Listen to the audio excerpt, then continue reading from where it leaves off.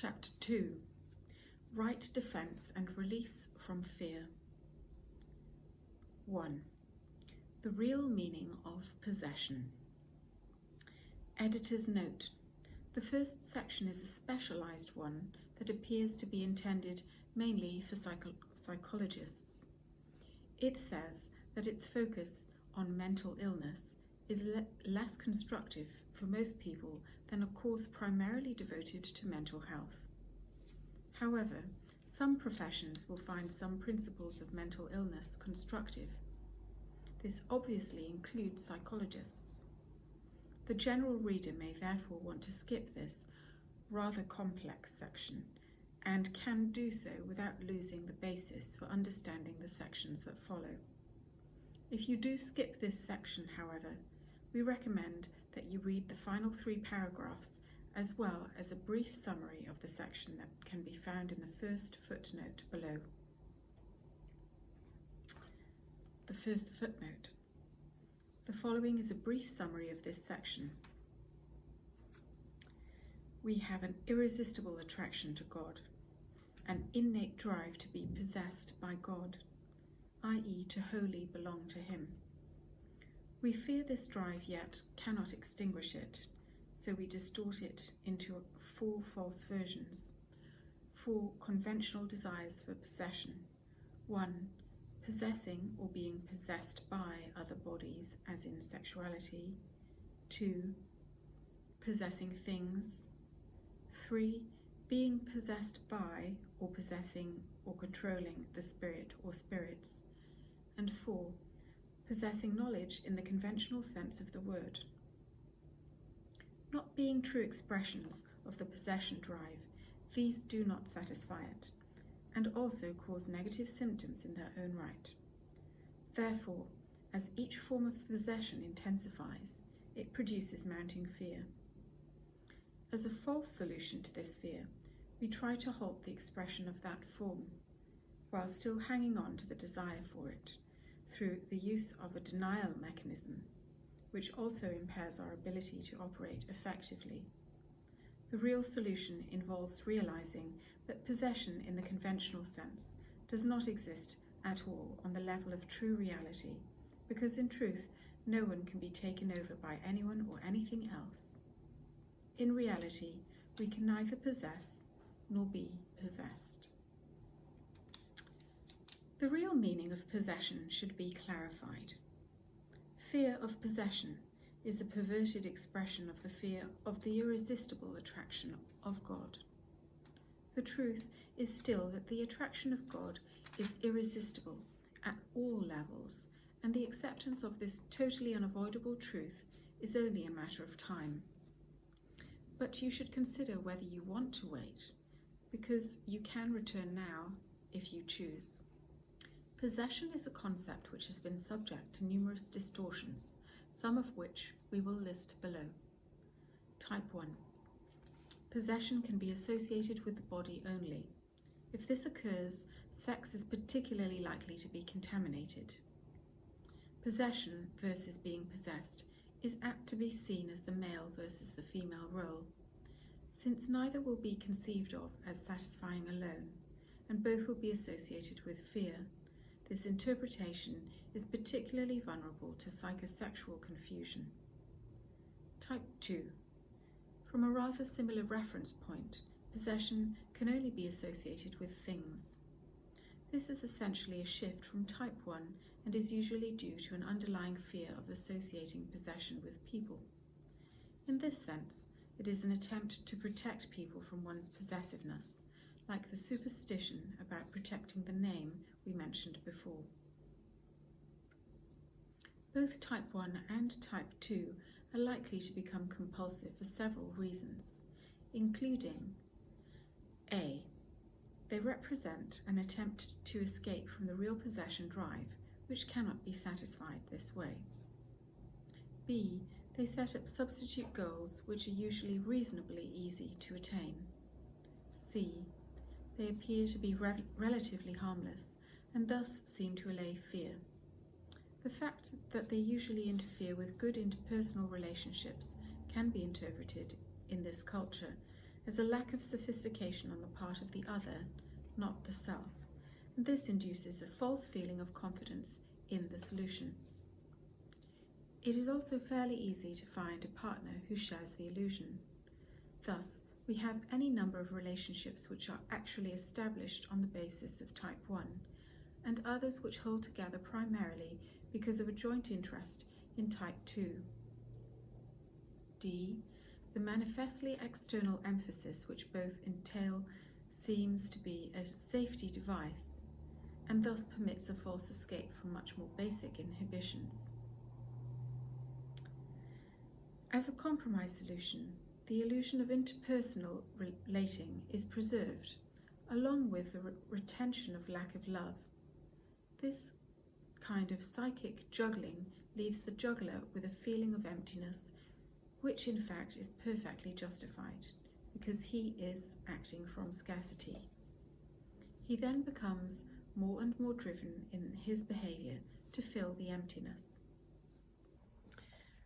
When these solutions have been invested with extreme belief, type 1 leads to sex crimes and type 2 to stealing. The kleptomaniac is a good example of the latter. Generally, 3 types of emotional disturbance result. A. The tendency to maintain the illusion that only the physical is real. This produces depression. B. The tendency to invest the physical with non-physical properties. This is essentially magic and tends more toward anxiety proneness. C. The tendency to vacillate from one to the other, which produces a corresponding vacillation between depression and anxiety. All 3 result in self-imposed starvation. Type 3. Another type of distortion is seen in the fear of or desire for spirit possession. The term spirit is profoundly debased in this context, but it does entail a recognition that the body is not enough, and investing it with magic will not work. This recognition accepts the fact that neither type 1 nor type 2 is sufficient, but precisely because it does not limit fear so narrowly, it is more likely to produce greater fear in its own right. Endowing the spirit with human possessiveness is a more inclusive error than type 1 or type 2, and a step somewhat further away from the right mind. Projection is also more likely to occur, with vacillations between grandiosity and fear. Religion, in a distorted sense, is also more likely to occur in this kind of error because the idea of a spirit is introduced, though fallaciously, while it is excluded from type 1 and type 2. Witchcraft is thus particularly apt to be associated with type 3 because of the much greater investment in magic. It should be noted that type 1 involves only the body, and type 2 involves an attempt to associate things with human attributes. Type 3, on the other hand, is a more serious level confusion because it endows the spirit with evil attributes. This accounts both for the religious zeal of its proponents and the aversion or fear of its opponents. Both attitudes stem from the same false belief. This is not what the Bible means by filled with the Holy Spirit. The concept of speaking in many tongues was originally an injunction to communicate to everyone in his own language or at his own level. It hardly meant to speak in a way that nobody could understand. This strange error occurs when people do understand the need for universal communication, but have contaminated it with the possession fallacy. The fear engendered by this misperception leads to a conflicted state in which communication is attempted, but the fear is allayed by making the communication incomprehensible. It could also be said that the fear induces selfishness or regression, because incomprehensible communication is hardly a worthy offering from one Son of God to another. Type 4. knowledge can also be misinterpreted as a means of possession. Here, the content is not physical, and the underlying fallacy is more likely to be the confusion of mind and brain. The attempt to unite non-physical content with physical attributes is illustrated by statements like, "the thirst for knowledge." This is not what thirst in the Bible means. The term was used only because of humanity's limited comprehension and is probably better dropped. The fallacious use of knowledge can result in several errors, including A. The idea that knowledge will make the individual more attractive to others. This is a possession fallacy. B. The idea that knowledge will make the individual invulnerable. This is a reaction formation against the underlying fear of vulnerability. C. The idea that knowledge will make the individual worthy. This is largely pathetic. Like all of these fallacies, Type 4 contains a denial mechanism which swings into operation as the fear increases, thus cancelling out the error temporarily, but seriously impairing efficiency. For example, one person might claim she cannot read, while another might claim he cannot speak. Note that depression is a real risk here, for a child of God should never reduce his efficiency in any way.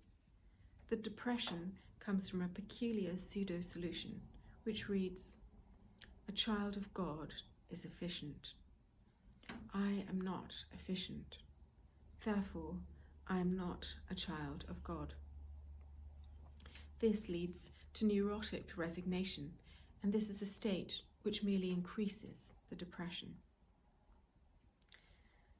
The corresponding denial mechanism for Type 1 is physical inability, or impotence. The denial mechanism for Type 2 is often bankruptcy. Collectors of things often drive themselves well beyond their financial means in an attempt to force discontinuance.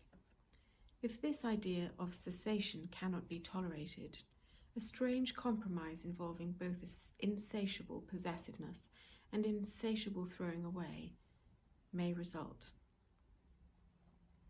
An example is the inveterate or compulsive gambler, particularly the horse racing addict. Here, the conflicted drive is displaced both from people and things and is invested in animals. The implied derogation of people is the cause of the underlying extreme superstition of the horse racing addict. The alcoholic is in a similar position, except that his hostility is more inward than outward directed. Defences aimed at protecting or retaining error are particularly hard to undo because they introduce second-order misperceptions which obscure the underlying errors still further. The pseudo-corrective mechanism for Type 3 is apt to be more varied because of the more inclusive nature of the error, which has already been mentioned. Some of the possibilities are listed below. A. One aspect of the possession-possessed conflict can be raised to predominance. If this is attempted in connection with possessing, it leads to the paranoid solution. The underlying component of being possessed is retained in the persecution fantasies which generally accompany the paranoia. B. If being possessed is brought to ascendance, a state of some sort of possession by external forces results, but not with a major emphasis on attacking others. Attack by others becomes the more obvious component. In the more virulent forms, there is a sense of being possessed by demons, and unless this vacillates with a catatonic solution, is more likely than a paranoid one. The focused paranoid has become more rigid in his solution and centers on one source of projection to escape from vacillation. It should be noted that this type of paranoia is an upside-down form of religion because of its obvious attempt to unify into oneness. Types 1, 2, and 4 are more likely to produce neurotic rather than psychotic states, though this is by no means guaranteed. However, type 3 is inherently more vulnerable to psychosis, again because of the more fundamental level confusion which is involved. It should be noted that the greater fear which is induced by type 3 can itself reach psychotic proportions, thus forcing the individual closer and closer to a psychotic solution. It is emphasized here that these differences have no effect at all on the miracle, which can heal any one of them with equal ease. This is because of the miracle's inherent avoidance of within-error distinctions.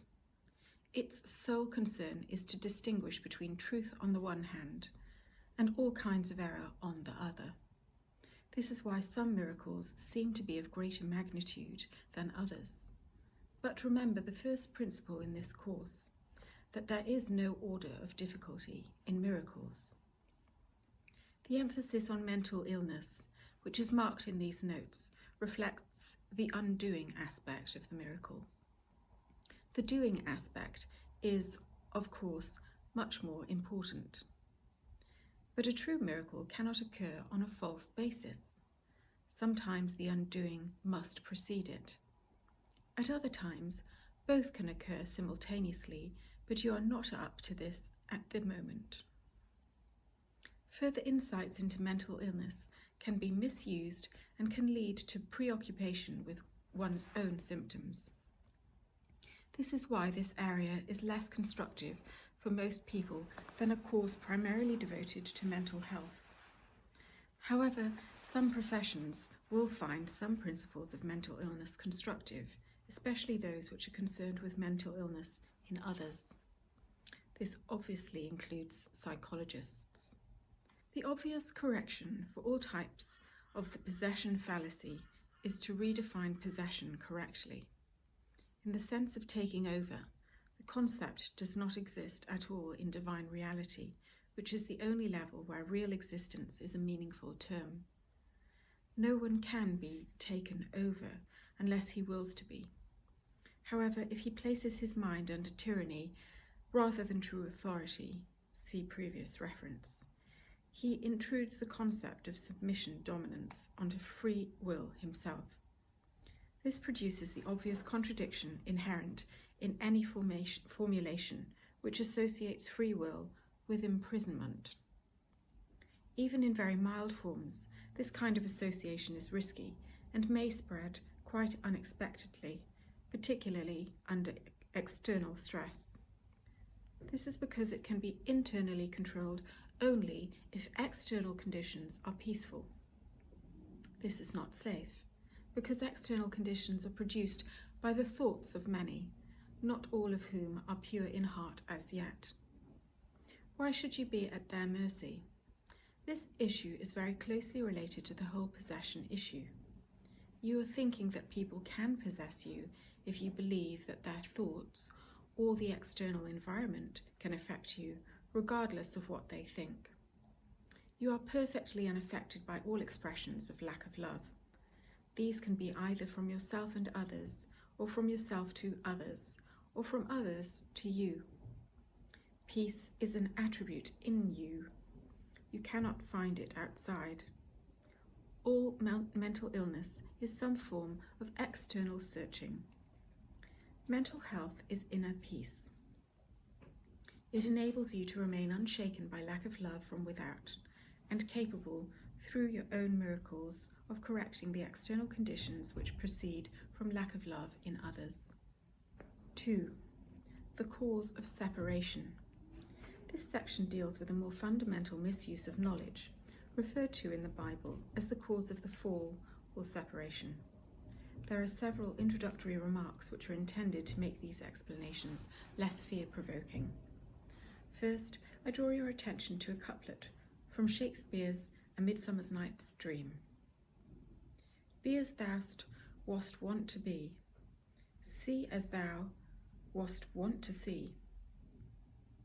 Those words were said by Oberon in releasing Titania from her own errors, both of being and perceiving. These were the words which re-established her true identity, as well as her true abilities and judgment. The similarity to your release is obvious. There are also some dictionary definitions which will be helpful. Their somewhat unusual nature is due to the fact that they are not usually the first definitions listed. Nevertheless, the fact that each of them does appear in the dictionary should be reassuring. Project, verb, to extend forward or out. Project, noun, a plan in the mind. World, a natural grand division. We will refer later to projection as related to both mental illness and mental health. It has also been commented on that Lucifer literally projected himself from heaven. We also have observed that you can make an empty shell but cannot make nothing at all. This emptiness provides the screen for the misuse of projection. The Garden of Eden, which is described as a literal garden in the Bible, was not originally an actual garden at all. It was merely a mental state of complete need-lack. Even in the literal account, it is noteworthy that the pre-separation state was essentially one in which man needed nothing. The tree of knowledge, again, an overly literal concept, as is clearly shown by the subsequent reference to eating of the fruit of the tree, is a symbolic reference to some of the misuses of knowledge referred to in the section immediately preceding this one. There is, however, considerable clarification of this concept, which must be understood before the real meaning of the detour into fear can be fully comprehended. Projection, as defined above, this refers to the verb, is a fundamental attribute of God, which he also gave to his Son. In the creation, God projected his creative ability out of himself toward the sons whom he created, and also imbued them with the same loving will to create. We have commented before on the fundamental error involved in confusing what has been created with what is being made. We have also emphasized that you have not only been fully created, but also been created perfect. There is no emptiness in you. The next point, too, has already been made, but bears repetition here. The Son, because of his own likeness to his Creator, is creative. No child of God is capable of losing this ability, because it is inherent in what he is. Whenever projection in its inappropriate sense is utilized, it always implies that some emptiness or lack of everything must exist, and that it is within your ability to put your own ideas there instead of the truth. If you will consider carefully what this entails, the following will become quite apparent. First, the assumption is implicit that what God has created can be changed by your own mind. Second, the concept has intruded that what is perfect can be rendered imperfect or wanting. Third, the belief has arisen and is tolerated that you can distort the creations of God, including yourself. Fourth, the idea has entered that since you can create yourself, the direction of your own creation is up to you. These related distortions represent a picture of what actually occurred in the separation. None of this existed before, nor does it actually exist now. The sonship was created as a natural grand division, or projecting outward of God. That is why everything which he created is like him. Projection, as undertaken by God, was very similar to the kind of inner radiance which the children of the Father inherit from him. It is important to note that the term project outward necessarily implies that the real source of projection is internal. This is as true of the Son as of the Father. The kingdom of God, in its original connotation, included both the proper creation of the Son by God and the proper creation by the Son in his right mind. The latter required the endowment of the Son by God with free will, because all loving creation is freely given. Nothing in either of these statements implies any sort of levels, or, in fact, anything except one continuous line of creation, in which all aspects are of the same order. When the lies of the serpent were introduced, they were called lies because they are not true. When man listened, all he heard was untruth. You do not have to continue to believe what is not true, unless you choose to do so. All of your miscreations can disappear in the well-known twinkling of an eye, because they are a visual misperception. Your spiritual eye can sleep, but remember, a sleeping eye can still see. One translation of the fall, a view emphasized by Mary Baker Eddy, and worthy of note, is that a deep sleep fell upon Adam. While the Bible seems to regard this sleep as a kind of anesthetic utilized for the protection of Adam during the creation of Eve, Mrs. Eddy was correct in emphasizing that nowhere is there any reference made to his waking up. While Christian Science is clearly incomplete, this point is much in its favor. The history of humanity in the world as you see it has not been characterized by any genuine or comprehensive reawakening or rebirth. This is impossible as long as humanity projects in the spirit of miscreation. It still remains within you to project as God projected his own spirit to you. In reality, this is your only choice, because your free will was made for your own joy in creating the perfect. All fear is ultimately reducible to the basic misperception that you have the ability to usurp the power of God. It is again emphasized that you neither can nor have been able to do this. In this statement lies the real justification for your escape from fear. This is brought about by your acceptance of the atonement, which places you in a position to realize that your own errors never really occurred. When the deep sleep fell upon Adam, he was then in a condition to experience nightmares, precisely because he was sleeping. If a light is suddenly turned on while someone is dreaming and the content of his dream is fearful, he is initially likely to interpret the light itself as part of the content of his own dream. However, as soon as he awakens, the light is correctly perceived as the release from the dream, which is no longer accorded reality. I would like to conclude this with a biblical injunction: go and do thou likewise. It is quite apparent that this depends on the kind of knowledge which was not referred to by the tree of knowledge, which bore lies as fruit.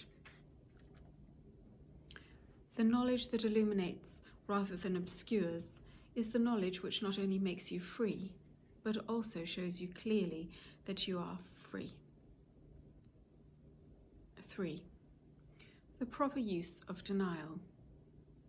When you are afraid of anything, you are acknowledging its power to hurt you. Remember that where your heart is, there is your treasure also. This means that you believe in what you value. If you are afraid, you are valuing wrongly. Human understanding will inevitably value wrongly, and by endowing all human thoughts with equal power, will inevitably destroy peace.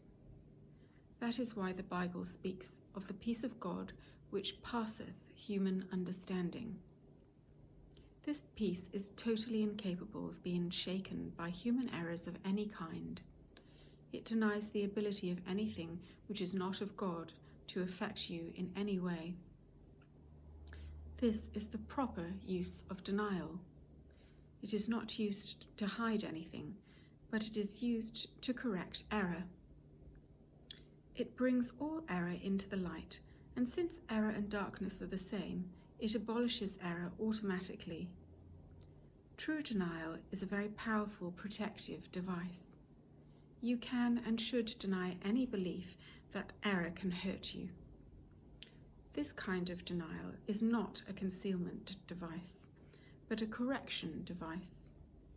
The right mind of the mentally healthy depends on it. You can do anything I ask. I have asked you to perform miracles, and to have made it very clear that these are natural, corrective, healing, and universal.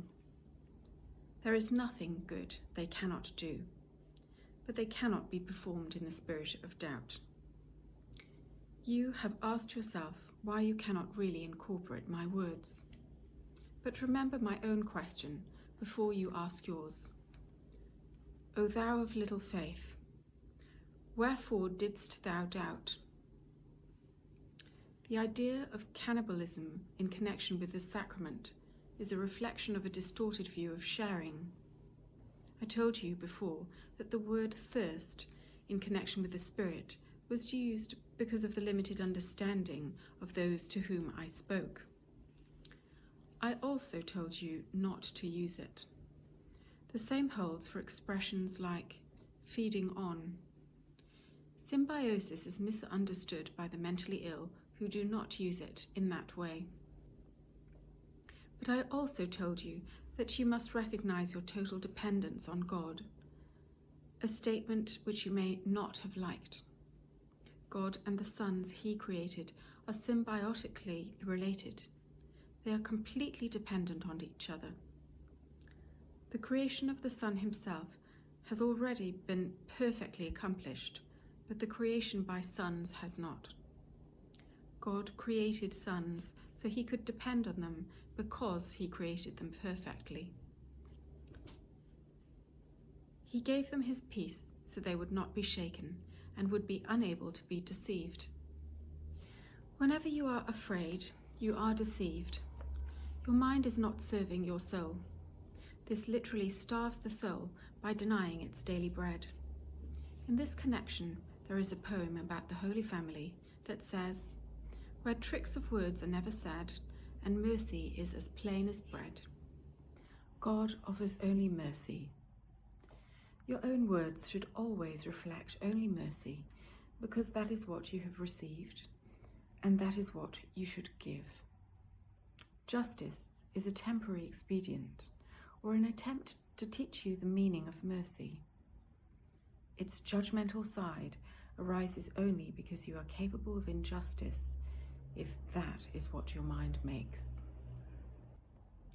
You are afraid of God's will because you have used your own will, which he created in the likeness of his own, to miscreate. What you do not realize is that the mind can miscreate only when it is not free. An imprisoned mind is not free by definition. It is possessed or held back by itself. Its will is therefore limited and not free to assert itself. It is all right to remember the past, provided you also remember that anything you suffer is because of your own errors. As an analogy, imagine a very young child who falls down the stairs when an adult has her arms open in welcome at the bottom of the stairs, and who then develops a totally unwarranted fear of that adult. The misstep which causes the child's fall has nothing at all to do with the adult, just as your own missteps have nothing at all to do with me. Denial of error is a very powerful defense of truth. We have slowly been shifting the emphasis from the negative to the positive use of denial. Remember, we have already stated that denial is not a purely negative device. It results in positive miscreation. That is the way the mentally ill do employ it. But remember this thought: never underestimate the power of denial. In the service of the right mind, the denial of error frees the mind and re-establishes the freedom of the will. When the will is really free, it cannot miscreate. because it recognizes only truth. False projection arises out of false denial, not out of its proper use. My own role in the atonement is one of true projection. That is, I can project or extend to you the affirmation of truth. If you project error to me or to yourself, you are interfering with the process. My use of projection, which can also be yours, is not based on faulty denial, but it does involve the very powerful use of the denial of error. The miracle worker is one who accepts my kind of denial and projection, unites his own inherent abilities to deny and project with mine, and imposes them back on himself and others. This establishes the total lack of threat anywhere. Together, we can then work for the real time of peace, which is eternal. 4. The reinterpretation of defenses. Freud's identification of defense mechanisms was quite correct, as was his recognition of their creative ability. They can indeed produce your perception, both of yourself and your surroundings. But Freud's limitations induced inevitable limits on his own perception. He made two kinds of errors. The first was that he saw only how the mechanisms worked in the mentally ill. The second was his own denial of the mechanism of the atonement. Let us take up the first, because a clear understanding of the second depends on it. Denial should be directed only to error, and projection should be limited to truth. You should truly give as you have truly received. The golden rule can work effectively only on this basis. Intellectualization is a poor word which stems from the brain-mind confusion. Right-mindedness is better. This device defends the right mind and gives it control over the body. Intellectualization implies a split, whereas right-mindedness involves healing. Withdrawal is properly employed in the service of withdrawing from the desert. It is not a device for escape, but for consolidation. There is only one mind. Dissociation is quite similar. You should split yourself off from error, but only in defense of integration. Detachment is essentially a weaker form of dissociation. This is one of the major areas of withholding that many engage in. Flight can be undertaken in whatever direction you choose, but note that the concept itself implies flight from something. Flight from error is perfectly appropriate. Distanciation is a way of putting distance between yourself and what you should fly from. Regression is a real effort to return to your own original state. In this sense, it is utilized to restore, not to go back to the less mature. Sublimation should be associated with the sublime. There are many other so-called dynamic concepts which are profound errors due essentially to the misuse of defenses. Among them is the concept of different levels of aspiration, which results from real-level confusion. However, the main point to be understood from these notes is that you can defend truth as well as error, and in fact much better. So far, we have concentrated on ends rather than means, because unless you regard an end as worth achieving, you will not devote yourself to the means by which it can be achieved. Your question, how can I incorporate this material, enables me to shift the emphasis from end to means. It means you are accepting the end as valuable, thus signifying your willingness to use defenses to ensure it. The means are easier to clarify after the true worth of the goal itself is firmly established. Everyone defends his own treasure. You do not have to tell him to do this, because he will do so automatically. The real question still remains. What do you treasure, and how much do you treasure it? Once you learn to consider these 2 points and bring them into all your actions as the true criteria for behaviour, I will have little difficulty in clarifying the means. You have not learned to be consistent about this as yet. I have therefore concentrated on showing you that the means are available whenever you do ask. We can save a lot of time, however, if you do not need to extend this step unduly. The correct focus will shorten it immeasurably. 5. The atonement as defense. The atonement is the only defense which cannot be used destructively. That is because, while everyone must eventually join it, it was not a device which was generated by humanity. The atonement principle was in effect long before the atonement itself was begun. The principle was love, and the atonement itself was an act of love. Acts were not necessary before the separation, because the time-space belief did not exist. It was only after the separation that the defense of atonement and the necessary conditions for its fulfillment were planned. It became increasingly apparent that all of the defenses which humanity can choose to use constructively or destructively were not enough to save it. It was therefore decided that you needed a defense which was so splendid that you could not misuse it, although you could refuse it. Your will could not turn it into a weapon of attack, which is the inherent characteristic of all other defenses. The atonement thus became the only defense which was not a two-edged sword. The atonement actually began long before the resurrection. Many souls offered their efforts on behalf of the separated ones, but they could not withstand the strength of the attack and had to be brought back.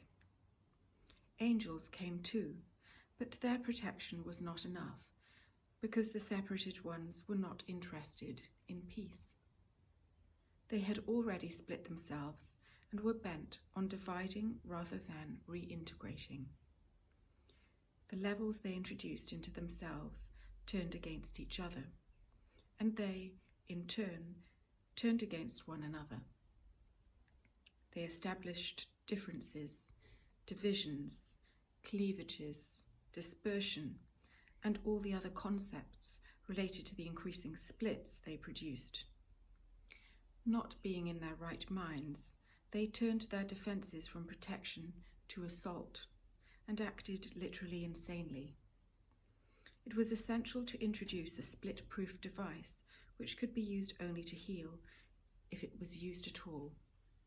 The atonement was built into the space-time belief in order to set a limit on the need for the belief and ultimately to make learning complete. The atonement is the final lesson. Learning itself, like the classrooms in which it occurs, is temporary. Let all those who overestimate human intelligence remember this. The ability to learn has no value when change of understanding is no longer necessary. The eternally creative have nothing to learn. Only after the separation was it necessary to direct the creative force to learning, because changed behaviour had become mandatory. Human beings can learn to improve their behaviour and can also learn to become better and better learners. This increase serves to bring them into closer and closer accord with the sonship. But the sonship itself is a perfect creation, and perfection is not a matter of degree. Only while there are different degrees is learning meaningful. The evolution of humankind is merely a process by which you proceed from one degree to the next. You correct your previous missteps by stepping forward. This represents a process which is actually incomprehensible in temporal terms, because you return as you go forward. The atonement is the device by which you can free yourself from the past as you go ahead. It undoes your past errors, thus making it unnecessary for you to keep retracing your steps without advancing toward your return.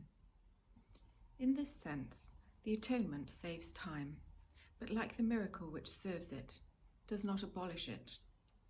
As long as there is need for atonement, there is need for time. But the atonement, as a completed plan, does have a unique relationship to time.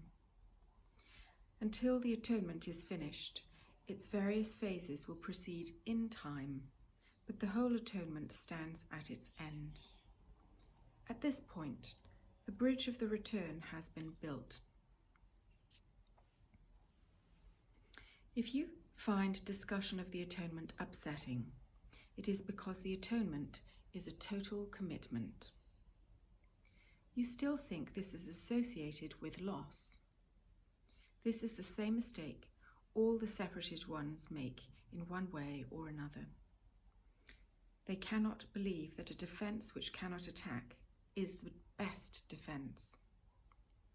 Except for this misperception, the angels could have helped them. What do you think "the meek shall inherit the earth" means? They will literally take it over because of their strength. A two-way defense is inherently weak, precisely because it has two edges. It can turn against the self very unexpectedly. This tendency cannot be controlled except by miracles. The miracle turns the defense of atonement to the protection of the inner self, which, as it becomes more and more secure, assumes its natural talent of protecting others. The inner self knows itself as both a brother and a son. 4. The restoration of the altar. As psychologists know, when defenses are disrupted, there is a period of real disorientation, accompanied by fear, guilt, and usually vacillation between anxiety and depression. The process discussed here is different only in that defenses are not being disrupted but reinterpreted, even though it may be experienced as the same thing. In the reinterpretation of defenses, they are not disrupted, but their use for attack is lost. Since this means that they can be used only one way, they become much stronger and also much more dependable. They no longer oppose the atonement, but greatly facilitate it.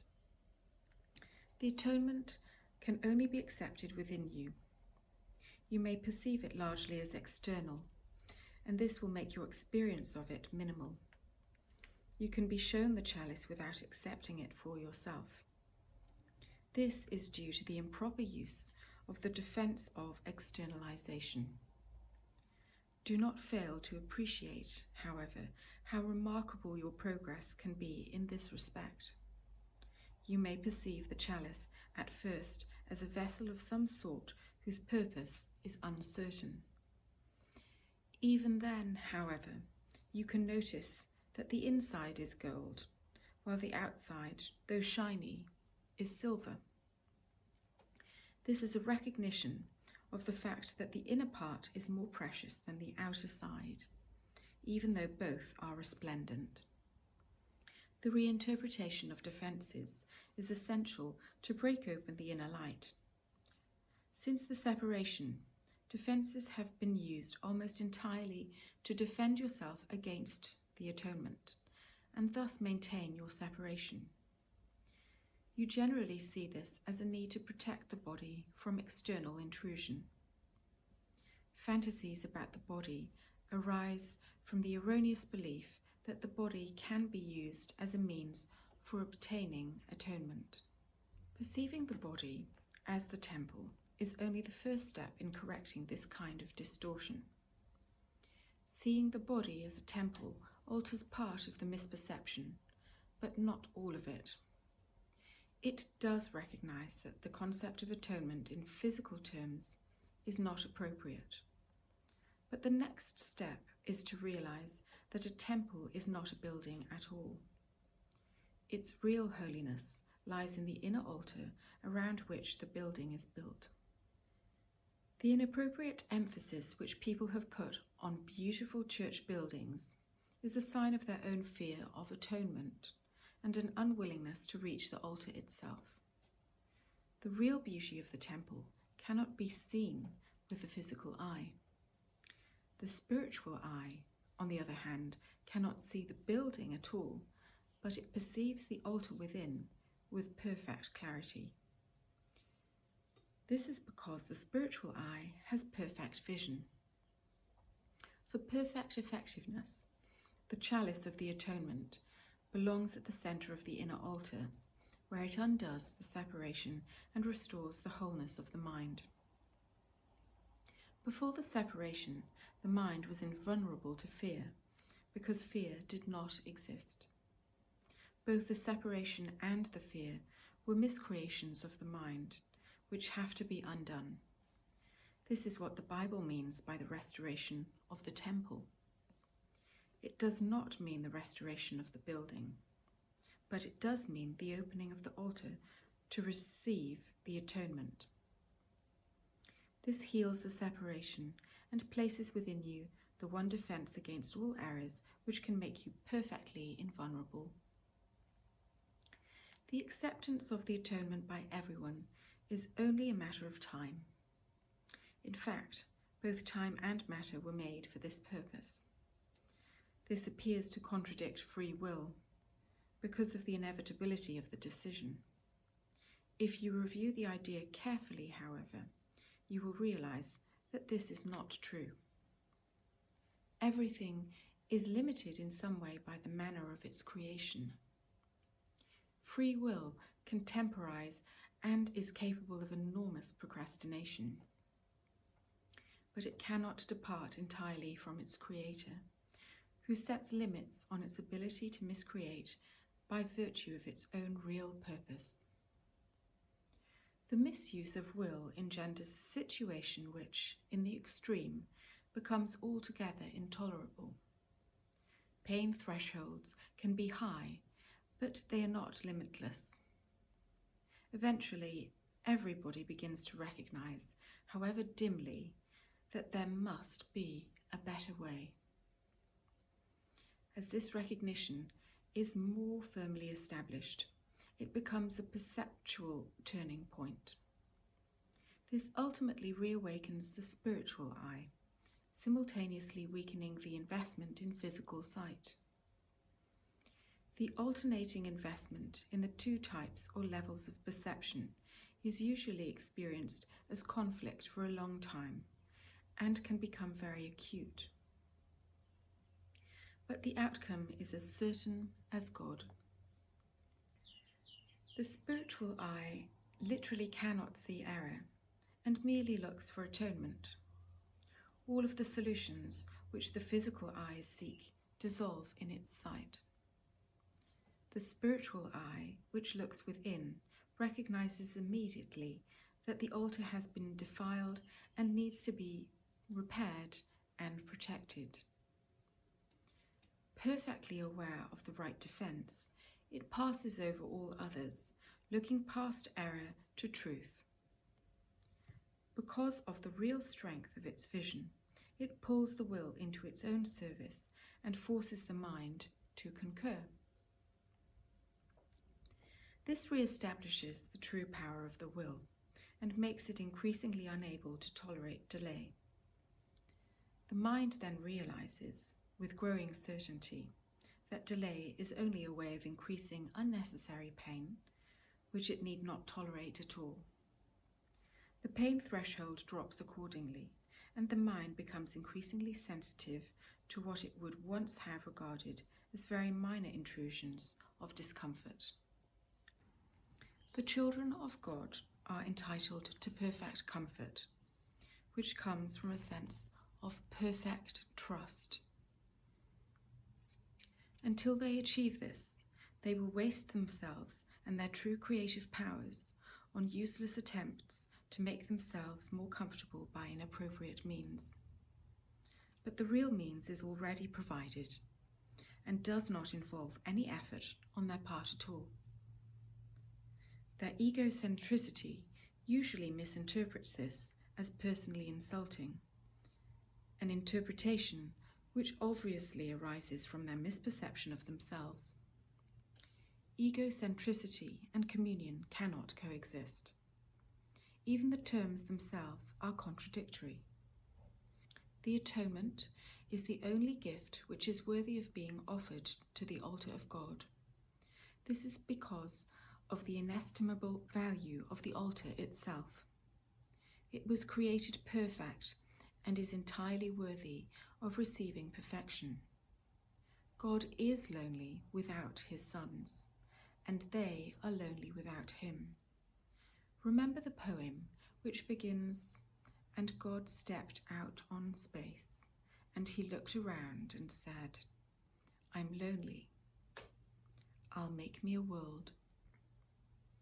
The world was a way of healing the separation, and the atonement is the guarantee that the device will ultimately do so. 7. The miracle as the means of healing. The new emphasis will now be on healing.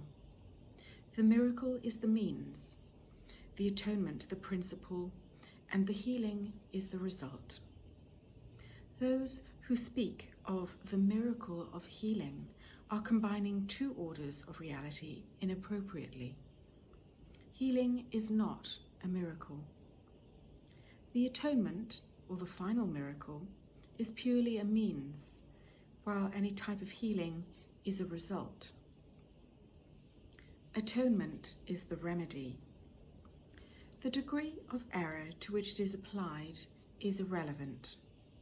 Essentially, all healing is the release from fear. But to undertake this, you cannot be fearful yourself. You do not understand healing because of your own fear. I have been hinting throughout that you must heal others. The reason is that their healing merely witnesses to yours. A major step in the atonement plan is to undo error at all levels.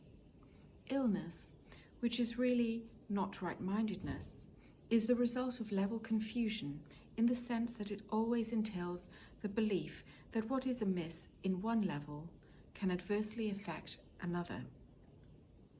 We have constantly referred to miracles as the means of correcting level confusion. In reality, all mistakes must be corrected at the level at which they occur. Only the mind is capable of error. The body can act erroneously, but this is only because it has responded to misthought. The body cannot create, and to believe that it can, a fundamental error responsible for most of the fallacies already referred to, produces all physical symptoms. All physical illness represents a belief in magic. The whole distortion which made magic rested on the belief that there is a creative ability in matter which can control the mind. This fallacy can work either way. That is, it can be believed either that the mind can miscreate in the body or that the body can miscreate in the mind. If it can be made clear that the mind, which is the only level of causation, cannot generate effects beyond itself, then neither confusion need occur. The reason why only the mind can make or create is more obvious than may be immediately apparent. Spirit has been created. The body is a learning device for the mind. Learning devices are not lessons in themselves. Their purpose is merely to facilitate the thinking of the learner. It does not have the power in itself to introduce actual learning errors. The body, if properly understood, shares the invulnerability of the atonement, to two-edged application. This is not because the body is a miracle, but because it is not inherently open to misinterpretation. The body is merely a fact in this world. Its abilities can be, and frequently are, over-evaluated. However, it is almost impossible to deny its existence in this world. Those who do are engaging in a particularly unworthy form of denial. The use of the word unworthy here implies simply that it is not necessary to protect the mind by denying the unmindful. There is little doubt that the mind can miscreate. If one denies this unfortunate aspect of its power, one is also denying the power itself. All material means which you accept as remedy for bodily ills are simply restatements of magic principles. It was the first level of the error to believe that the body created its own illness. Thereafter, it is the second misstep to attempt to heal it through non-creative agents. It does not follow, however, that the application of these very weak corrective devices is evil. Sometimes the illness has sufficiently great a hold over an individual's mind to render him inaccessible to atonement. In this case, one may be wise to utilize a compromised approach to mind and body, in which something from the outside is temporarily giving healing belief. This is because the last thing that can help the non-right-minded or the sick is an increase in fear. They are already in a fear-weakened state. If they are inappropriately exposed to a straight and undiluted miracle, they may be precipitated into panic. This is particularly likely to occur when upside-down perception has induced the belief that miracles are frightening. The value of the atonement does not lie in the manner in which it is expressed. In fact, if it is truly used, it will inevitably be expressed in whatever way is most helpful to the receiver, not the giver. This means that a miracle, to attain its full efficacy, must be expressed in a language which the recipient can understand without fear. It does not follow by any means that this is the highest level of communication of which he is capable, but it does mean that it is the highest level of communication of which he is capable now. The whole aim of the miracle is to raise the level of communication, not to impose regression in the improper sense upon it. Before it is safe to let miracle workers loose in this world, it is essential that they understand fully the fear of release. Otherwise, they may unwittingly foster the belief that release is imprisonment, which is very prevalent. This misperception arose from the attempted protection device or misused defense that harm can be limited to the body. This was because of the much greater fear, which this one counteracts, that the mind can hurt itself. Neither error is really meaningful, because the miscreations of the mind do not really exist. That recognition is a far better protection device than any form of level confusion, because of the advantages of introducing correction at the level of the error. It is essential that the remembrance remain with you that only mind can make or create. Implicit in this is the corollary that correction belongs at the thought level and not at either level to which correction is inapplicable. To repeat an earlier statement, and also to extend it somewhat, spirit is already perfect and therefore does not require correction. The body does not really exist, except as a learning device for the mind. This learning device is not subject to errors of its own, because it was made but does not make.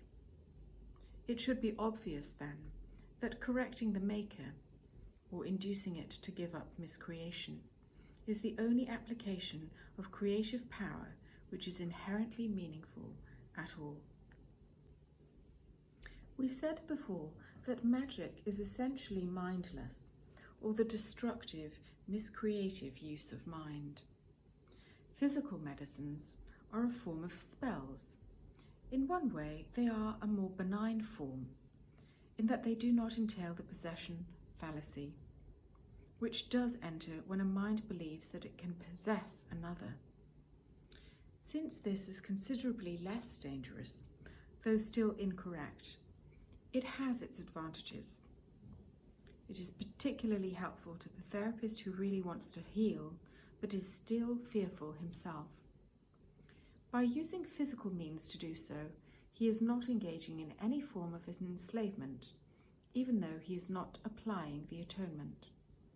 This means that his mind is dulled by fear, but is not actively engaged in distortion. Those who are afraid of using the mind to heal are right in avoiding it, because the very fact that they are afraid has made them vulnerable to miscreation. They are therefore likely to misunderstand any healing they might induce, and because egocentricity and fear usually occur together, may be unable to accept the real source of the healing. Under these conditions, it is safer for them to rely temporarily on physical healing devices because they cannot misperceive them as their own creations. As long as their own vulnerability persists, it is essential to preserve them from even attempting miracles. 8. The sole responsibility of the miracle worker. We said in a previous section that the miracle is an expression of miracle-mindedness. Miracle-mindedness merely means right-mindedness in the sense that we are now using it. Right-mindedness neither exalts nor depreciates the mind of the miracle worker or of the miracle receiver. However, as a creative act, the miracle need not await the right-mindedness of the receiver. In fact, its purpose is to restore him to his right mind. But it is essential that the miracle worker be in his right mind, or he will be unable to re-establish right-mindedness in someone else. The healer who relies on his own readiness is endangering his understanding. He is perfectly safe as long as he is completely unconcerned about his readiness, but maintains a consistent trust in mine. Errors of this kind produce some very erratic behavior, which usually points up an underlying unwillingness to cooperate. These errors inevitably introduce inefficiency into the miracle worker's behavior and temporarily disrupt his miracle-mindedness. We have established that for all corrective processes, the first step is know that this is fear. Unless fear had entered, the corrective procedure would never have become necessary. If your miracle-working propensities are not working, it is always because fear has intruded on your right-mindedness and has literally upset it, i.e., turned it upside down. All forms of not right-mindedness are the result of refusal to accept the atonement for yourself. If the miracle worker does accept it, he places himself in the position to recognize that those who need to be healed are simply those who have not done so. When you feel the vast radiation range of your own inner illumination, it will be because you are aware that your own right-mindedness is healing. The sole responsibility of the miracle worker is to accept atonement himself.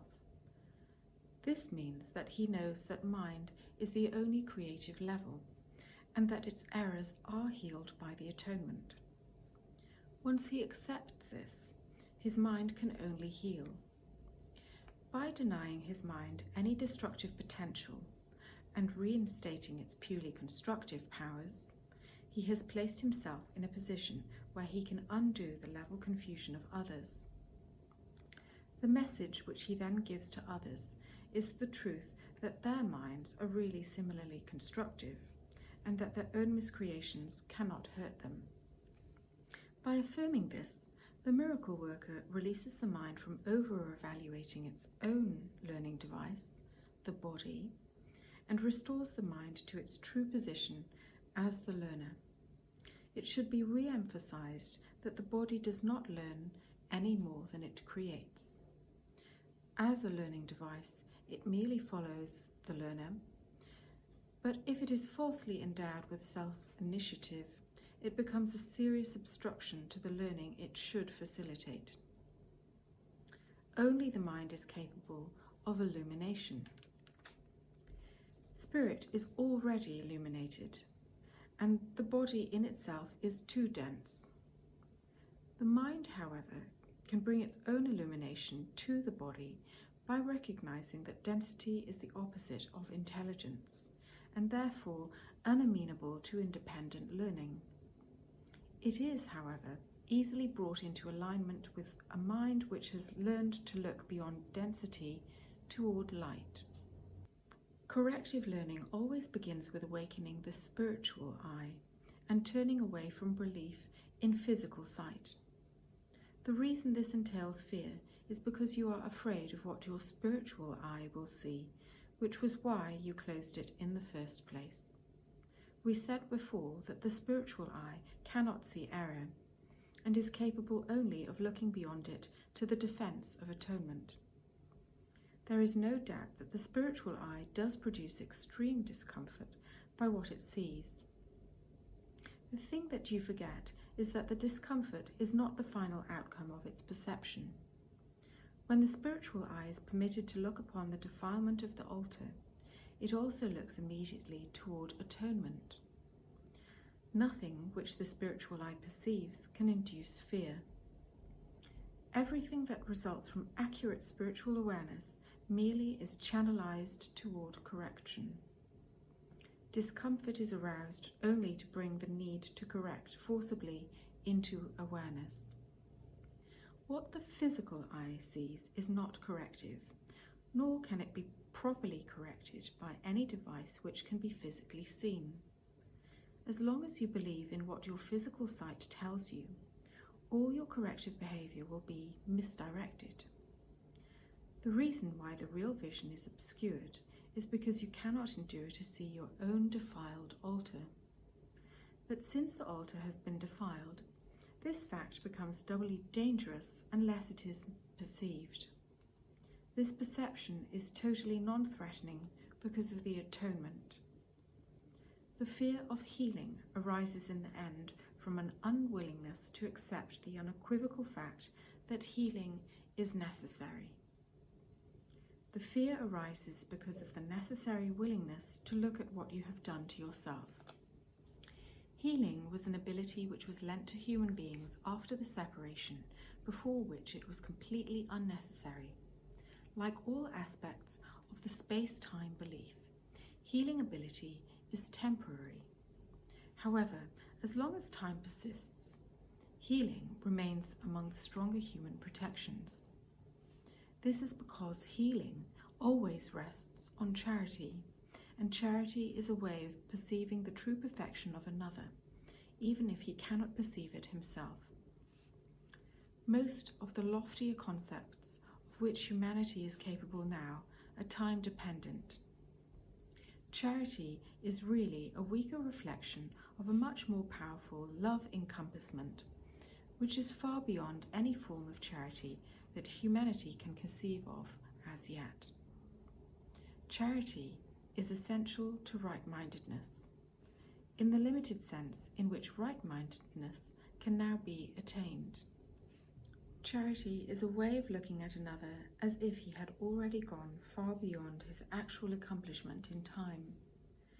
Since his own thinking is faulty, he cannot see the atonement himself, or he would have no need for charity at all. The charity which is accorded him is both an acknowledgement that he is weak and a recognition that he could be stronger. The way in which both of these beliefs are stated clearly implies their dependence on time, making it quite apparent that charity lies within the framework of human limitations, though toward the higher levels. We said before that only revelation transcends time.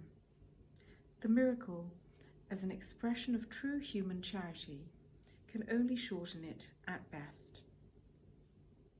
It must be understood, however, that whenever you offer a miracle to another, you are shortening the suffering of both. This introduces a correction into the record, which corrects retroactively as well as progressively. 9. The correction of fear.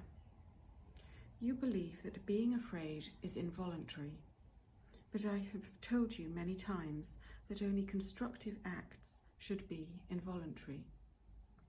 I said that Christ's control can take over everything that doesn't matter, and Christ's guidance can direct everything that does, if you so will. Fear cannot be Christ-controlled, but it can be self-controlled. Fear is always associated with what does not matter, and prevents me from controlling it. The correction is therefore a matter of your will, because its presence shows that you have raised the unimportant to a higher level than it warrants. You have thus brought it under your will, where it does not belong. This means you feel responsible for it. The level confusion here is perfectly obvious.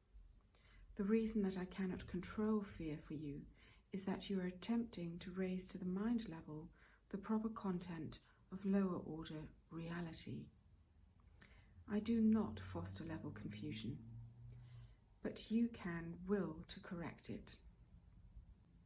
You would not tolerate insane behaviour on your part, and would hardly advance the excuse that you could not help it. Why should you tolerate insane thinking? There is a fallacy here you would do well to look at clearly. You believe that you are responsible for what you do, but not for what you think. The truth is that you are responsible for what you think, because it is only at this level that you can exercise choice. What you do comes from what you think. You cannot separate the two by giving autonomy to your behaviour. Behaviour is controlled by me automatically as soon as you place what you think under my guidance. Whenever you are afraid, it is a sure sign that you have allowed your mind to miscreate. That is, you have not allowed me to guide it. It is pointless to believe that controlling the outcome of misthought can result in real healing. When you are fearful, you have willed wrongly. This is why you feel you are responsible for it. You must change your mind, not your behaviour, and this is a matter of will. You do not need guidance except at the mind level. Correction belongs only at the level where causation is possible. The term does not really mean anything at the symptom level, where it cannot work. The correction of fear is your responsibility. When you ask for release from fear, you are implying that it isn't. You should ask, instead, for help in the conditions which have brought the fear about. This always entails a willingness on the part of your separated mind. At this level, you can help it. You are much too tolerant of mind wandering, thus tacitly condemning your mind's miscreations. The particular result never matters, but this fundamental area does. The fundamental correction is always the same. Before you will to do anything, ask me if your will is in accord with mine. If you are sure that it is, there will be no fear. Fear is always a sign of strain, which arises whenever the will to do conflicts with what you do. This situation arises in two major ways. 1. You can will to do conflicting things, either simultaneously or successively.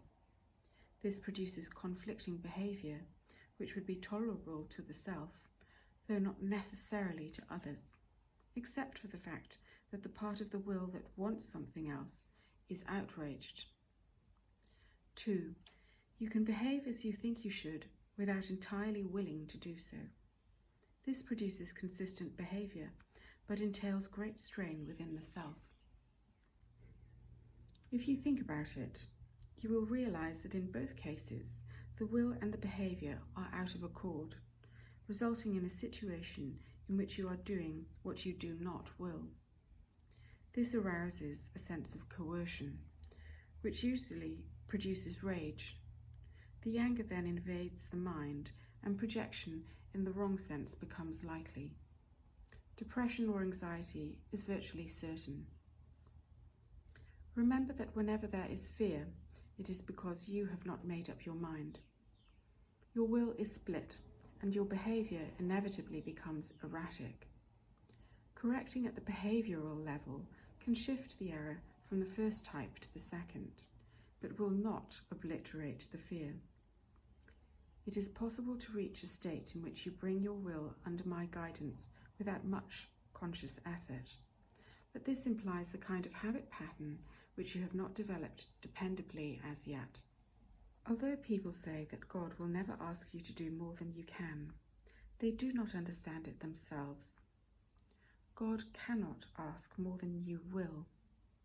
The strength to do comes from your own undivided will to do. There is no strain in doing God's will as soon as it is also your own. The lesson here is quite simple, but particularly apt to be overlooked. I will therefore repeat it, urging you to listen. Only your mind can produce fear. It does so whenever it is conflicted in what it wills, thus producing inevitable strain because willing and doing become discordant. This cannot be corrected by better doing, but it can be corrected by higher willing. The first corrective step is knowing it is fear. After taking this step, you might benefit temporarily by adding another step before going on with the corrective process. Try saying to yourself that you must have willed not to love somehow or somewhere, or the fear which arises from behavior will conflict could not have happened. Then follow the previous instructions. If you consider what the process really means, it is nothing more than a series of pragmatic steps in the larger process of accepting the atonement as the remedy. From this viewpoint, the steps can be reworded as follows. 1. Know first, this is fear. 2. Fear arises from lack of love. 3.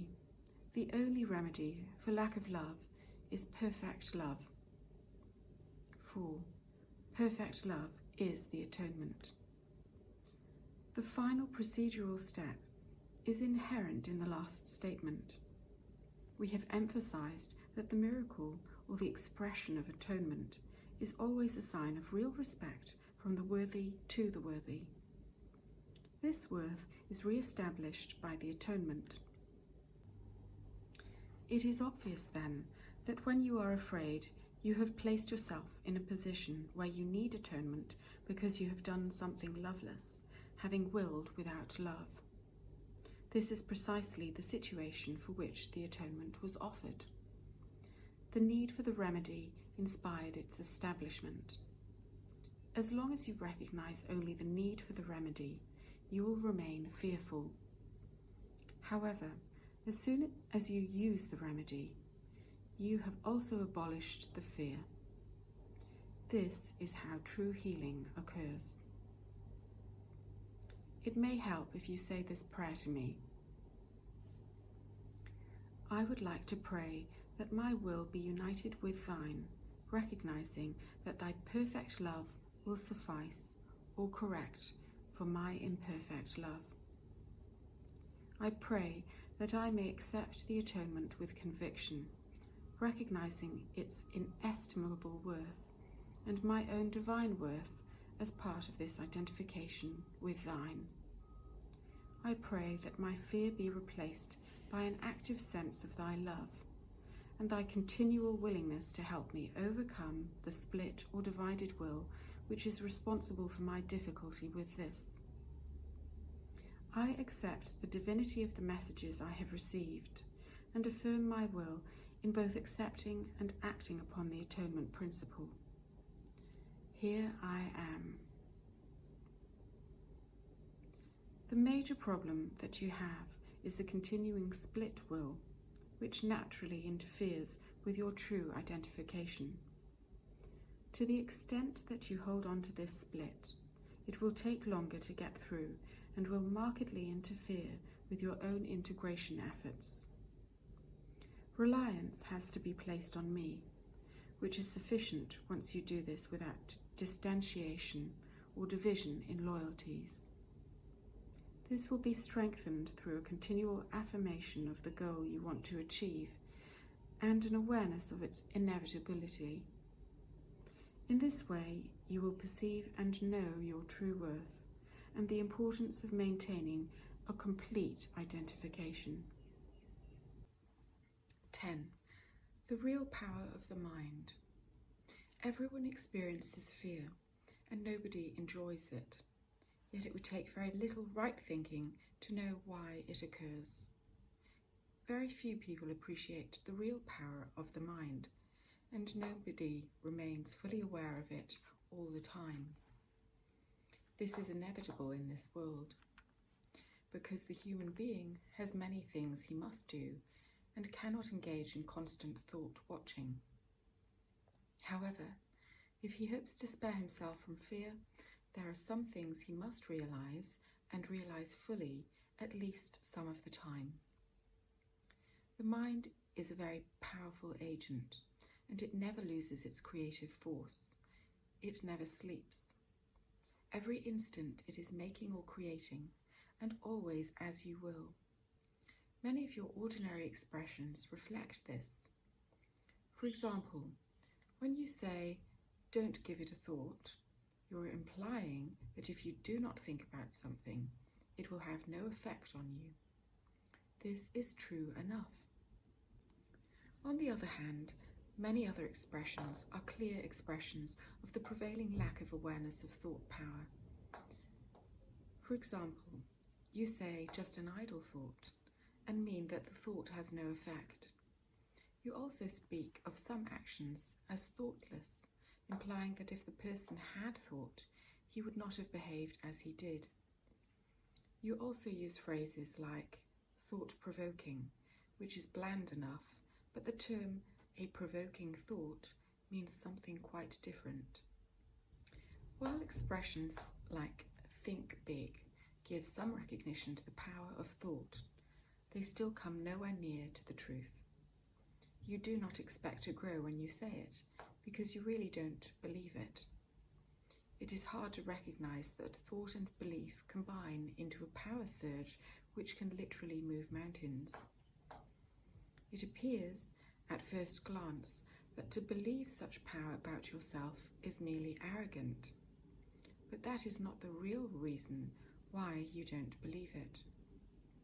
People prefer to believe that their thoughts cannot exert real control because they are literally afraid of them. Therapists try to help people who are afraid of their own death wishes by depreciating the power of the wish.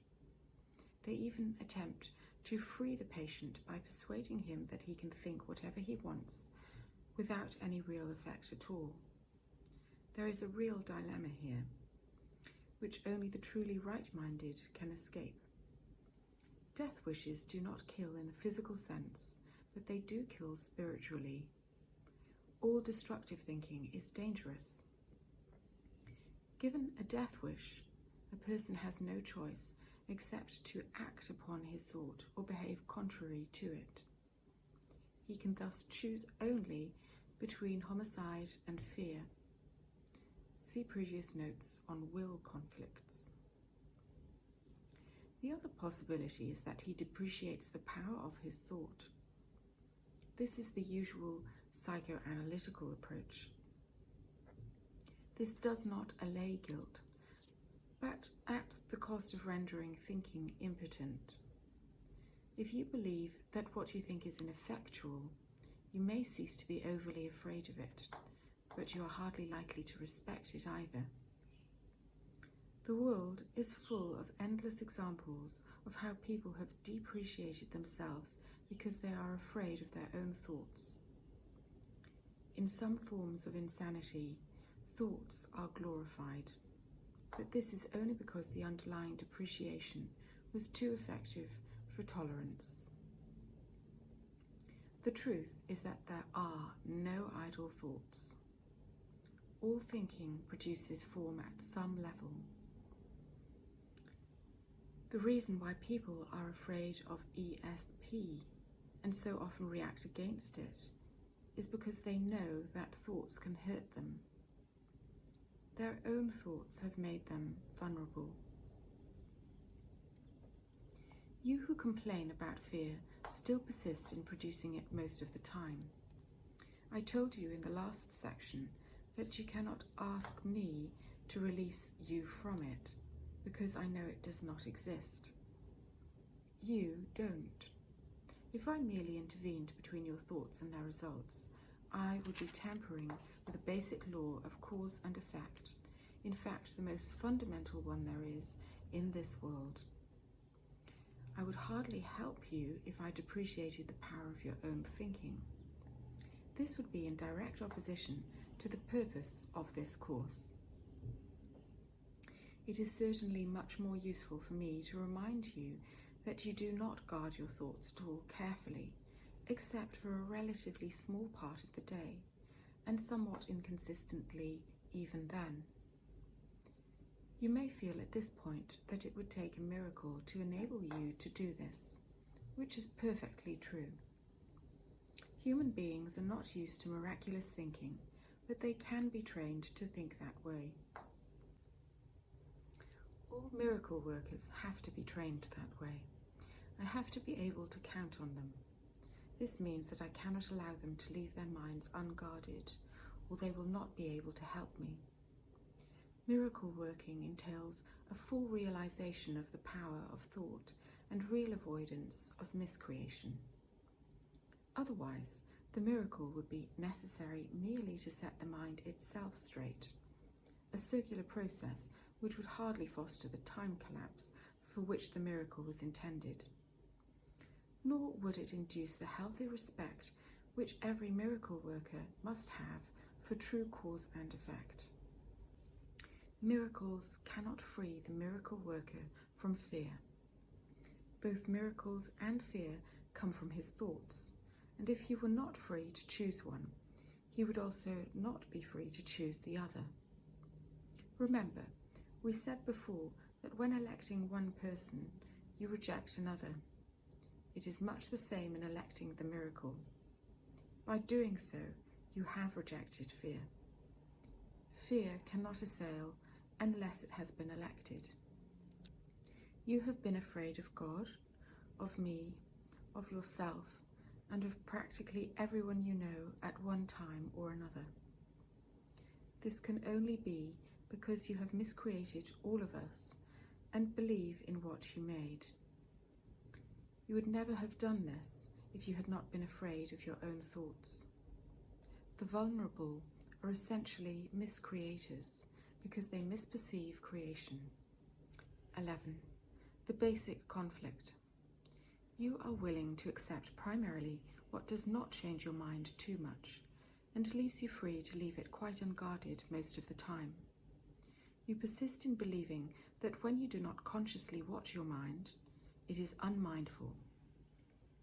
It is time to consider the whole world of the unconscious or unwatched mind. This will frighten you because it is the source of fright. You may look at it as a new theory of basic conflict, if you wish, which will not be entirely an intellectual approach, because I doubt if the truth will escape you entirely. The unwatched mind is responsible for the whole content of the unconscious, which lies above the miracle level. All psychoanalytic theorists have made some contribution to the truth in this connection, but none of them has seen it in its true entirety.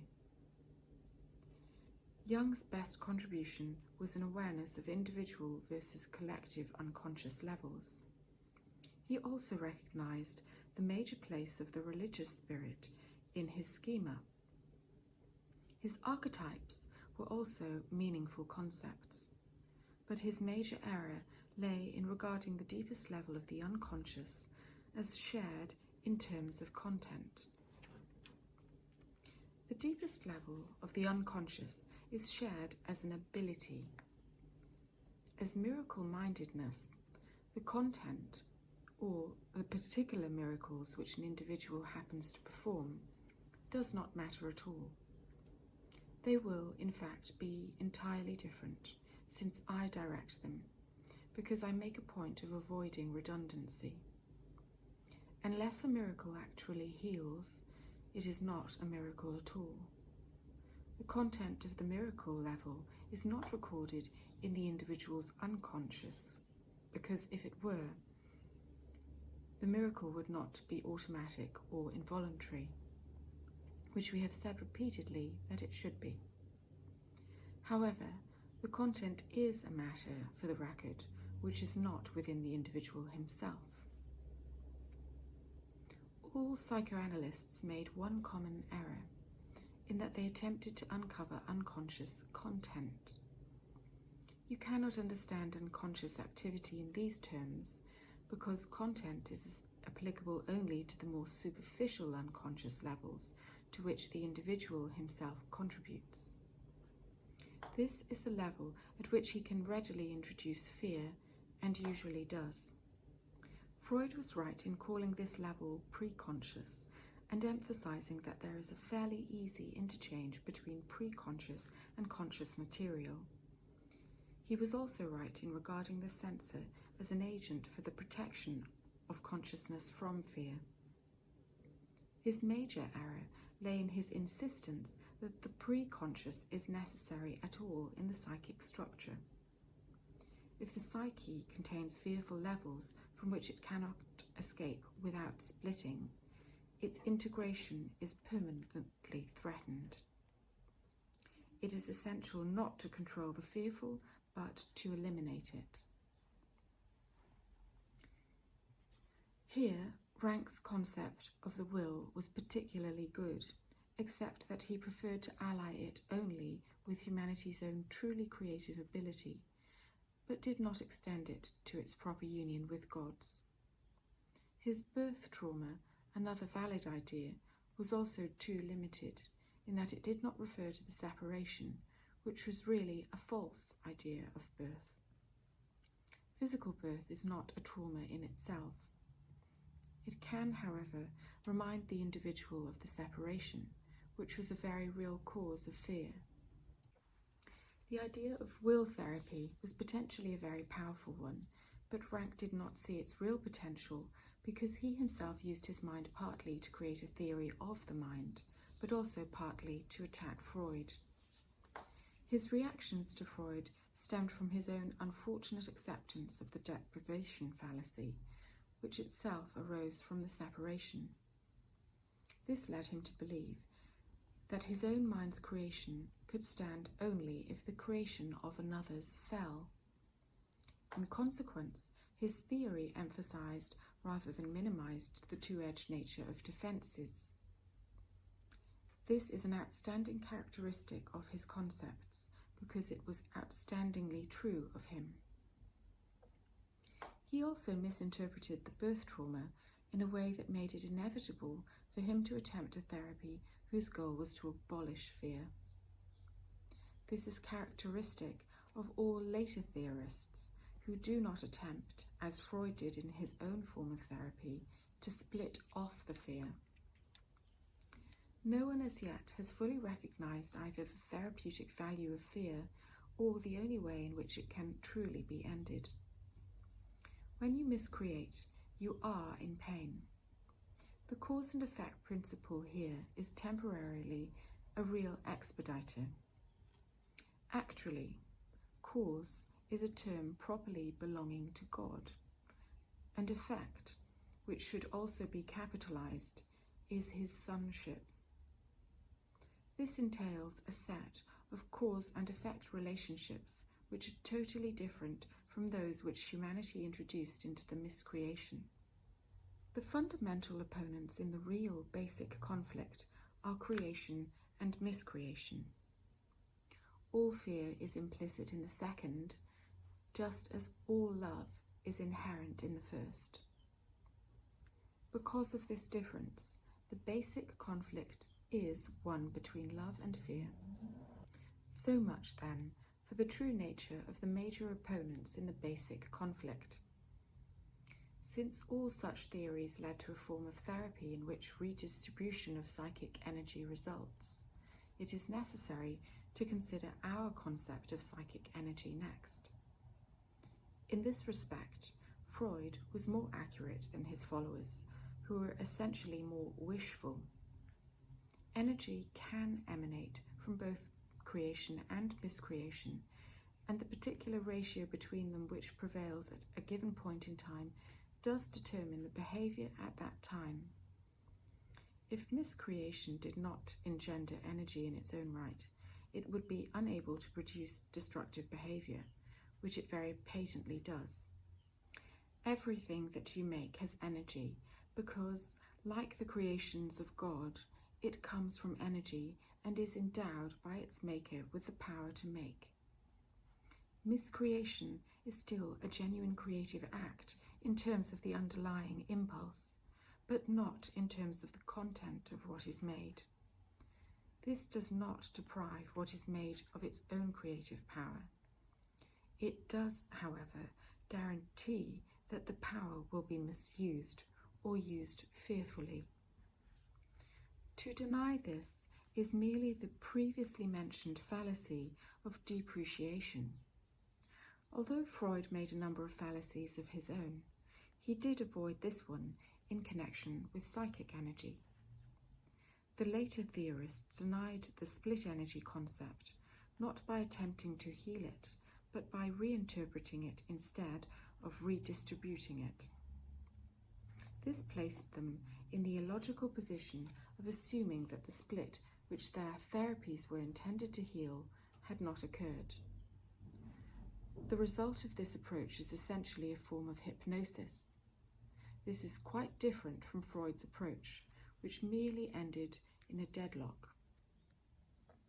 A similar deadlock occurs when both the power of creation and of miscreation coexist.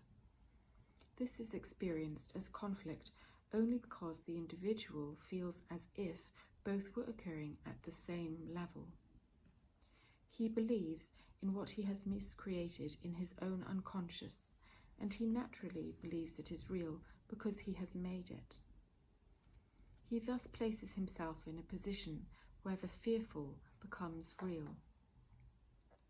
Nothing but level confusion can result as long as this belief is held in any form. Inappropriate denial and equally inappropriate identification of the real factors in the basic conflict will not solve the problem itself. The conflict cannot disappear until it is fully recognized that miscreation is not real, and therefore there is no conflict.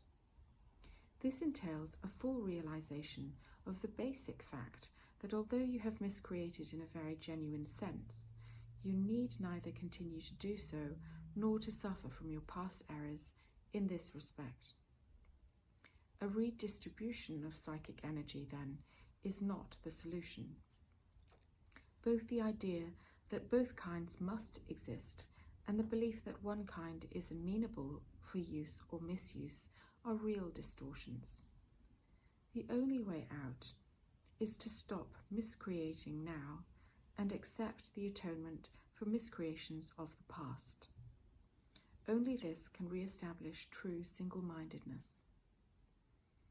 The structure of the psyche follows along the lines of the particular libido concept the theorist employs. Freud's psyche was essentially a good and evil picture, with very heavy weight given to the evil. This is because every time I mentioned the atonement to him, which was quite often, he responded by defending his theory more and more against it. This resulted in his increasingly strong attempts to make the illogical sound more and more logical. I was very sorry about this, because he was a singularly good mind, and it was a shame to waste it. However, the major purpose of his incarnation was not neglected. He did succeed in forcing recognition of the unconscious into humanity's calculations about itself, a step in the right direction which should not be minimized. Freud was one of the most religious men I have known recently. Unfortunately, he was so afraid of religion that the only way he could deal with it was to regard it, not himself, as sick. This naturally prevented healing. Freud's superego is a particularly interesting example of the real power of miscreation. It is noteworthy throughout the whole development of his theories that the superego never allied itself with freedom. The most it could do in this direction was to work out a painful truce in which both opponents lost. This perception could not fail to force him to emphasize discontent in his view of civilization.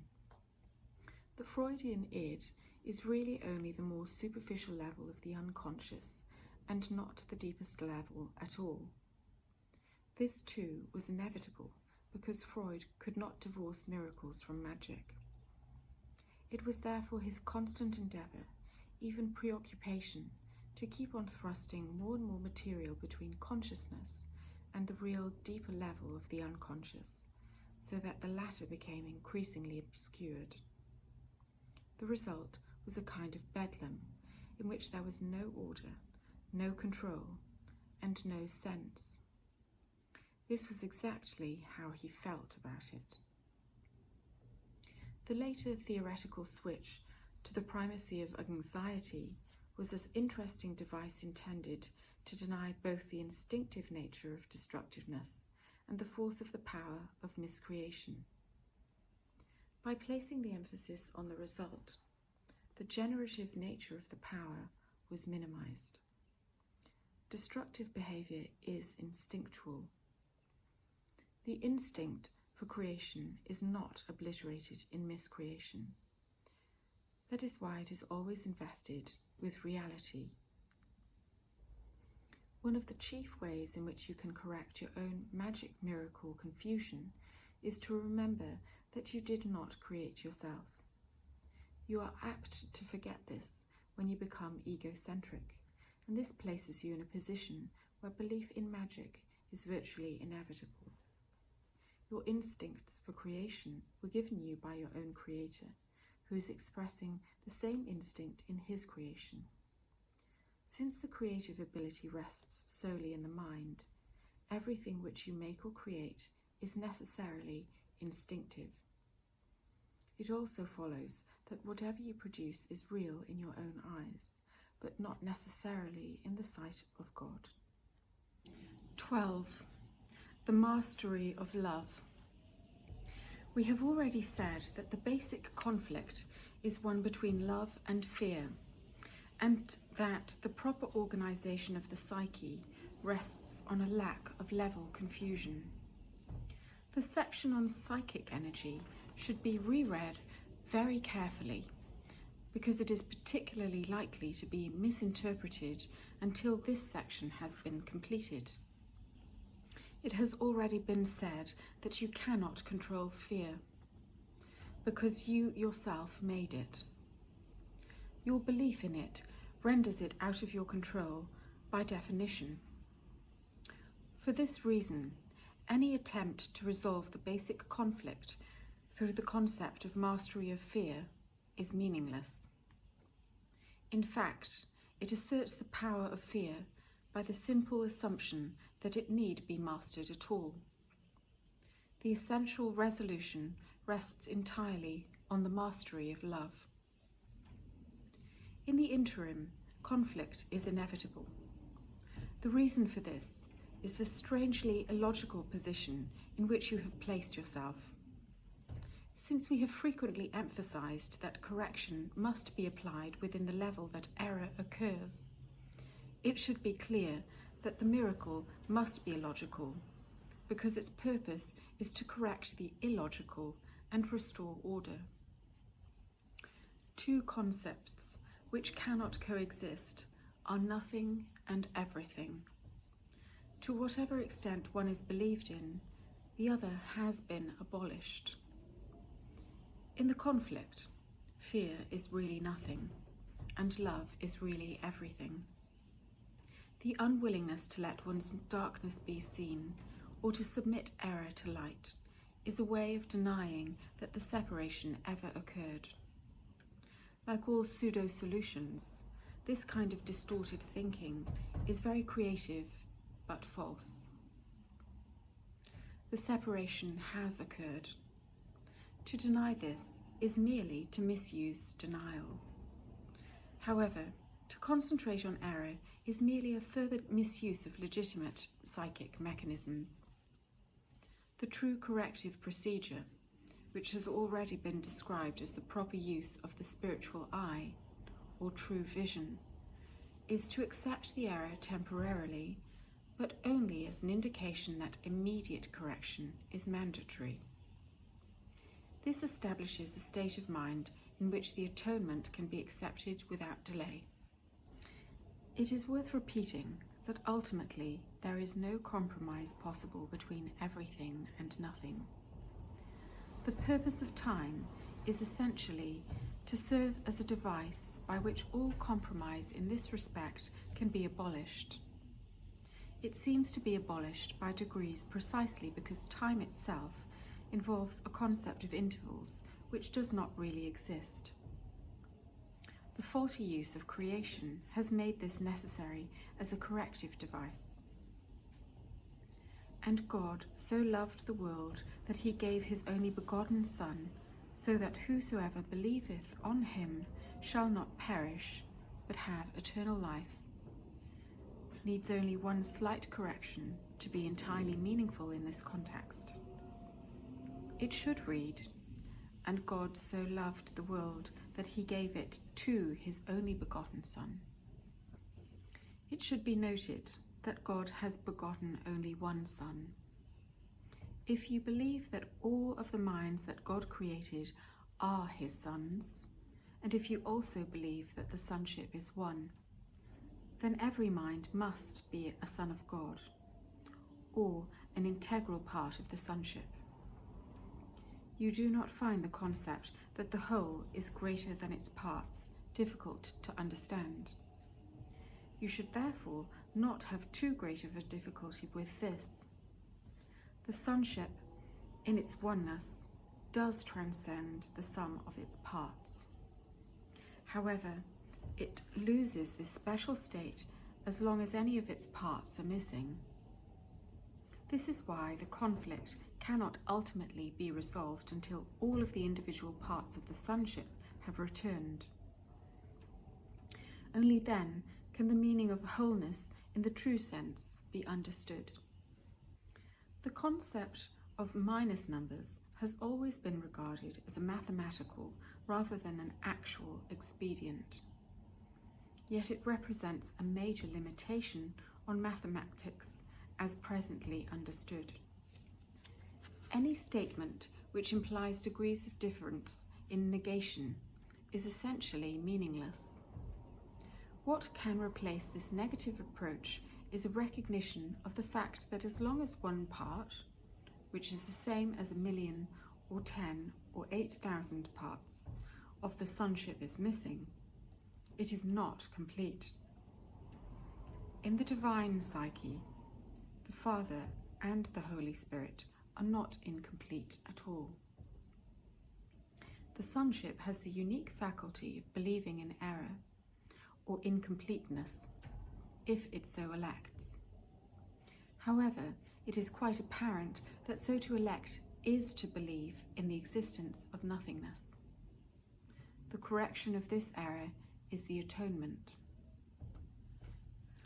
We have already briefly spoken about readiness, but there are some additional awarenesses which might be helpful. Readiness is nothing more than the prerequisite for accomplishment. The two should not be confused. As soon as a state of readiness occurs, there is always some will to accomplish, but this is by no means undivided. The state does not imply more than the potential for a shift of will. Confidence cannot develop fully until mastery has been accomplished. We began this section with an attempt to correct the fundamental human error that fear can be mastered. The correction was that only love can be mastered.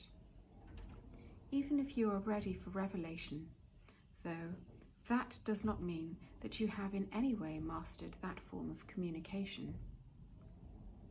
Mastery of love necessarily involves a much more complete confidence in the ability than you have as yet attained. Readiness, however, is at least an indication that you believe this is possible. This is only the beginning of confidence. In case this be misunderstood as a statement that an enormous amount of time will be necessary between readiness and mastery, I would again remind you that time and space are under my control. 13. The real meaning of the Last Judgment.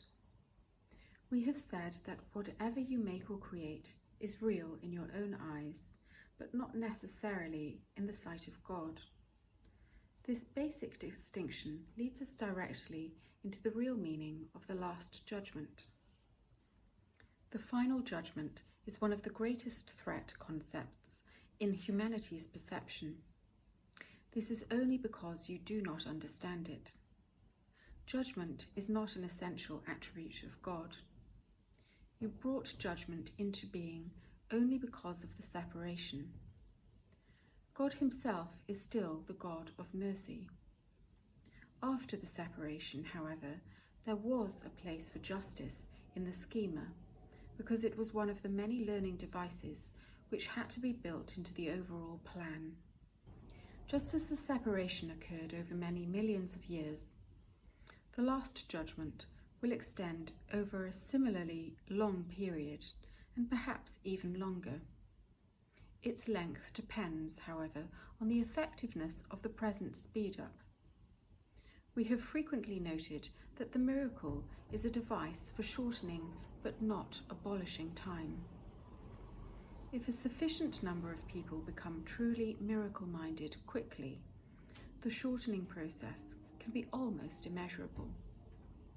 But it is essential that these individuals free themselves from fear sooner than would ordinarily be the case, because they must emerge from the basic conflict if they are to bring peace to the minds of others.